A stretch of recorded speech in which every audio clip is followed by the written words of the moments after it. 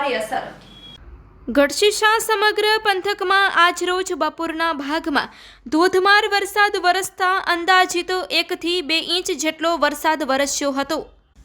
તેમજ ગઢશીશાની બાજુમાં આવેલ નખત્રાણા તાલુકાના મંગવાણા ગામમાં 1.5 કલાકમાં અંદાજિત 4 થી 5 ઇંચ વરસાદ ખાબક્યો હતો અને ગઢશીશા વિસ્તારની નદીઓ બંને કાંઠે જોશભેર વહી નીકળી હતી અને વડવા ભોપા પાસે નદી ઉપર પુલનું કામ ચાલુ હોતા ત્યાં બનાવેલા ડાયવર્ઝન પર નદીના પાણી આવતા વાહન વ્યવહારની અવરજવર ઉપર અસર પડી હતી। તેમજ આસપાસ ગામોમાં સારો વરસાદ પડતા લોકોના ચહેરા પર ખુશીની લહેર જોવા મળી હતી। રત્નાપરથી મહેન્દ્રભાઈ રામાણી તેમજ સરપંચ મગનભાઈ ભીમાણી અને મઉ સરપંચ પરમજીતસિંહ જાડેજાએ વરસાદ વિશે માહિતી આપી હતી।